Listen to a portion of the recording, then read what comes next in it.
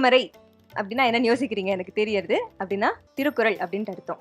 இதை எழுதியவர் யார் அப்படின்னா திருவள்ளுவர் அப்படின்னு சொல்லுவீங்க. ஆனா திருவள்ளுவருக்கு இன்னொரு பெயர் இருக்கு. அது என்னன்னு தெரியுமா? பொய்யில் புலவர் அப்படின்ட்டு நம்ம சொல்லுவோம். 1333 அதிகாரங்கள்ல ஒரு அதிகாரத்துக்கும் 10 குறள் வீதமா 1330 குறள்களை நம்ம தமிழ் மொழிக்கு கொடுத்திருக்காரு. தமிழ் மொழிக்கு மட்டும் கொடுக்கல, உலகத்துல இருக்கிற அத்தனை பேரும் ஃபாலோ பண்ணணும் அப்படிங்கிறதுக்காக கொடுத்திருக்காங்க. அதனாலதான் நம்ம உலக பொதுமறை அப்படின்னு சொல்றோம். பல்வேறு மொழிகள்ல டிரான்ஸ்லேட் பண்ணப்பட்டிருக்கு இந்த திருக்குறள் அப்படிங்கிறது. நான் எதுக்கு திருக்குறள் பத்தி இவ்வளவு பேசுறேன் அப்படின்னா, இந்த செக்மெண்ட் திருக்குறள் வச்சுதான் நம்ம விளையாட போறோம். அதனால இது என்ன கேம் அப்படின்னா, நீங்க அப்படியே முரளி சார் பக்கம் கேமராவை திருப்பினீங்கன்னா அவர் காலில் ஹெட்செட் ஹெட்ஃபோன் போட்டுட்டு நம்ம ஒரு கேம் விளையாட போறோம். இதுலயே ஓரளவுக்கு உங்களுக்கு க்ளூ கிடைச்சிருக்கோம். ஹெட்ஃபோன் போட்டுட்டு பாட போறேன் அதானே? இல்லையா? இல்லை, நீங்க ஹெட்ஃபோனை காதுல மாட்டிப்பீங்க. உங்களுக்கு ஆப்போசிட்ல இருக்கிற சிவாச்சாரியார் சார் உங்களுக்கு ஒரு குறள் சொல்லுவார். அதாவது வாய்ஸ் திருக்குறள் சொல்லுவார். அது என்ன அப்படிங்கறத நீங்க கண்டுபிடிக்கணும். ஆனா கேட்ச் என்னன்னா, உங்களோட ஹெட்போன்ல சத்தமா பாட்டு ஓடிட்டு இருக்கும். அவர் என்ன சொல்றாரு அப்படிங்கறது உங்களுக்கு கேட்காது. அவர் லிப்சிங்க வச்சு நீங்க கண்டுபிடிக்கணும். ஓகேவா? அண்ட் இதே தான் எல்லாருக்குமே ரூல்ஸ். இதுதான் எல்லாருக்குமே ஹெட்போன் போடப்படும். உங்களுக்கு ஆப்போசிட்ல இருக்கிறவா எங்களுக்கு ஒன்றும் பிரச்சனையே இல்லை. நாங்க சொல்லதானே போறோம், அவங்க தானே கண்டுபிடிக்கணும். ஓ அப்படியே இந்த சைடா மாட்டிண்டதா? அப்படியெல்லாம் இல்ல, உங்களுக்குமே காதுல ஹெட்போன் போடப்படும். நீங்களும் கண்டுபிடிக்கிற மாதிரி தள்ளிரலாம். நாங்க மாத்தி கூட உட்கார்ந்துக்கலாமே. அதானே யாப்பற்ற பெருகை வையகம். நம்ம லாங் டைம் டிராவல் பண்ணோம் சார். இது வேற ஒப்பந்தம். டிரைவ் எல்லாம் பண்ண கூடாது, காதுல மாட்டுப்பா. ஓகே, ஆல்ரெடி ஆல் செட்டா? ஸ்டார்ட் பண்ணிடலாமா? முரளி சார் மாட்டிக்கோங்க. ஓகே, முதல் குறள். வையத்துள் வாழ்வாங்கு வாழ்வான் வான் உரையும் தெய்வத்துள் வைக்கப்படும். வையத்துள் வாழ்வாங்கு வாழ்வர் வானுரைத்து தெய்வத்துள் வையப்படும். Correct sir, correct correct. ஓய் பாதி கரெக்ட். இல்ல வார்த்தை அத பிடிக்கிறீங்க, அந்த எண்டிங் சப்த விஷயம்லாம் இல்ல அதுல. நீங்க சொல்லிரலாம் சார் திருப்பி ஒரு தடவை ஃபுல்லா. வையத்துள் வாழ்வாங்கு வையத்துள் வாழ்வாங்கு வாழ்வான் வான் உரையும் தெய்வத்துள் வைக்கப்படும். நான் வான் உயரன்னு சொல்லிட்டேன். இல்ல வைக்கப்படும்ங்கிறது நீங்க வைக்கப்படும் வைக்கப்படும் திட்டப்படும்னு அர்த்தம். அர்த்தமே மாறிடும். 80% டெஸ்ட் எலியா இது வார்த்தை மட்டும் தான். But it's a very good try actually. கால்ல அவ்வளவு சத்தமா பாட்டு போட்டு இவ்வளவு கண்டுபிடிச்சது actually it's really great. Super sir. Revathi அம்மா கண்டுபிடிக்க போறாங்க. பாரதி மேம் ரெடியா இருக்காங்க கையில பேப்பரோட. ஸ்டார்ட் பண்ணிடலாமா? ஓகே. குழல் இனிது யாழ் இனிது என்பது தன் மக்கள் மழலை சொல் கேளாதவர். ஏமா இந்த வள்ளி நாயகனே இப்படியா போடுறது? வள்ளி நாயகனே ஒண்ணு கேட்கல. இரு, நீ முதல்ல. அதனால நான் கெஸ் பண்றேன், இப்போ உங்க வீட்டுல பேரம் பிறந்திருக்கான், அதை வச்சு நீங்க சூஸ் பண்ணிருக்கீங்க. சந்தேகம். குழலினிது யாழினிது தம்மக்கள் மழலை சொல் கேளாதவர். ஏன்னா எதை வச்சு சொன்னேன்னா முதல்ல, அதுக்கு மேல இங்க நாதஸ்வரம் இனிது வயலின் இனிது எல்லாம் நல்லாதான். ஆனா காது இந்த டமாரம் இனிதா இல்லை. எனக்கு தெரிஞ்ச நான் ஒரே ஒரு திருக்குறள் சொல்லட்டுமா? அது திருக்குறள் அல்ல, திரள். இன்னா செய்தாரை ஒருத்தல் என்ன கேட்டா, இன்னா செய்தாரை ஒருத்தல் அவர் நோக நன்கு அடித்து விடும். திருக்குறள்னு தான் சொன்னேன். ரேவதி மேம் ரொம்ப அழகா கண்டுபிடிச்சிட்டாங்க. அண்ட் அதே மாதிரி பாரதி மேம் ஏன் இந்த குறள் சூஸ் பண்ணாங்க அப்படிங்கறதுமே கண்டுபிடிச்சிட்டாங்க. ஸோ அடுத்ததா அப்படியே ஹரிபிரசாத் சார் கிட்ட நம்ம போறோம். ஸ்ரவன் சார் இல்ல எனக்கு தமிழ் படிக்க தெரியாது அப்படின்னாங்க. தமிழ் படிக்க தெரியும், திருக்குறள் மனப்பாடமா தெரியாது. ஓகே, ரொம்ப நல்லா படிக்க தெரியும். Okay okay then. ஸோ அப்ப நம்ம படிச்சிடலாமா? எஸ். Okay, start sir.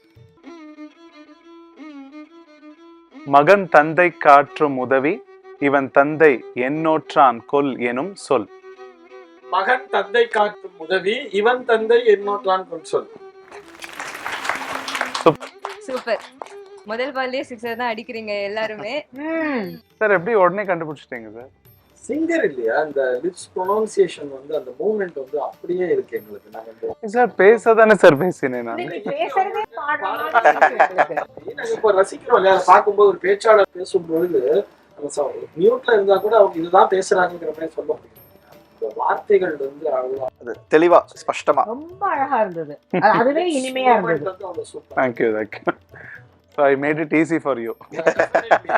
நான் அவருக்கு ஆக்சுவலி ஈஸியான குரலா கொடுங்க அப்படின்னு சொன்னேன். ஆமா. ஸ்ரவந்தம் ஆமா. தமிழ் வார்த்தை கேளாதவன். தேங்க்யூ. சூப்பர். இந்த சைடுல இருக்கிற எல்லாருமே வந்து திருக்குறளை வந்து கண்டுபிடிச்சிட்டா. காதுல இவ்வளோ சத்தமான இசை போட்டாலுமே அதனால இப்போ வந்து இவ்வளோ நேரம் இவ எல்லாரையும் சோதிச்சவங்களுக்கு நம்ம வந்து அந்த சோதனை திருப்பி கொடுக்க போறோம். ஆனா இதுவே வந்து கொஞ்சம் ஃபன்னா ஜாலியா தான் இருக்க போகுது. ஸோ சிவாச்சாரியார் சார் கிட்ட இப்போ நம்ம ஸ்டார்ட் உனக்கு. பண்றோம். இதுல இன்னும் பாட்டெல்லாம் வரலமா, எனக்கு ரொம்ப சௌரியமா இருக்கு. சார் திட்டுவாங்க பாருங்க. Sound. Okay. So Murali sir. Okay okay. Okay. So song போட்டுடலாம். நன்றி மறப்பது நன்றன்று, நன்றல்லது அன்றே மறப்பது நன்று. நன்றி மறப்பது நன்றன்று, நன்றல்லது அன்றே மறப்பது நன்று. நன்றி மறப்பது நன்றல்ல, நன்றல்லது அன்றே மறப்பது நன்று. Correct sir, correct. Super. So இது கஷ்டமான குரலும் ஆக்சுவலி இல்லை, பட் இருந்தாலும் அந்த சத்தத்தில் அது வந்து கரெக்டாக கெஸ் பண்ணி சொல்றது வந்து இட்ஸ் ரியலி சேலஞ்சிங் ஒன். கரெக்டாக கண்டுபிடிச்சிட்டாரு சிவாச்சாரியார் சாருமே. ஸோ அடுத்து வந்து பாரதி மேம் ரெடியா? கேட்கல போகுது. Okay ma'am. மியூசிக் வருதா?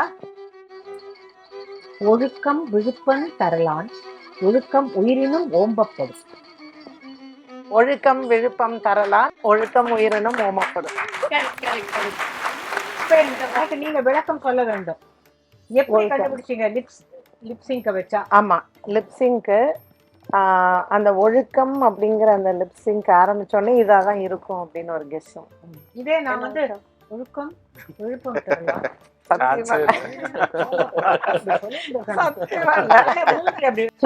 ஒழுக்கம் விழுப்பம் தரலாம், ஒழுக்கம் உயிரினும் ஓம்பப்படும் அப்படின்னு சொல்லியிருந்தா கண்டிப்பா கண்டுபிடிச்சிருக்க மாட்டேன்.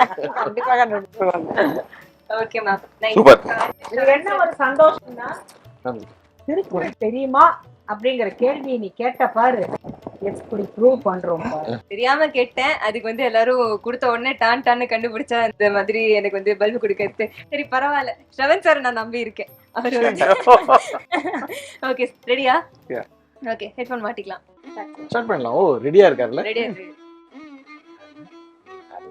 எழுத்தல். அகர முதல எழுத்தெல்லாம் ஆதி பகவன் முதற்றே உலகு. ஆஹா. அதாவது நான் வந்து எல்லா குரலும் எல்லாருக்குமே தெரிஞ்சதா அப்படின்னா அப்படியெல்லாம் கிடையாது, எனக்கெல்லாம் அதெல்லாம் தெரியாது அப்படின்னாரு. ஆனா இவர் வந்து ஹரிபிரசாத் சார் வந்து ஒரு 3 வருஷம் சொன்னோன்னே ஓகே தெரிஞ்சிடுது அப்படின்னு சார் ரொம்ப ஸ்வீட். எவ்வளவு ஸ்வீட் பாருங்க சார்.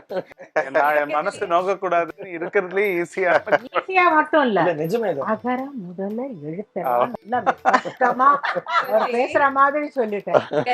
ஒரு விஷயம், இந்த தலைமுறைக்கு திருக்குறள் தெரிந்திருக்கலாம், ஆனா இந்த நிகழ்ச்சியை பார்த்துட்டு அடுத்த தலைமுறையும் படிக்கணுங்கிற ஒரு ஆசையில தான் நம்ம இந்த ஆமா. சுற்றே வச்சிருக்கிறோம்.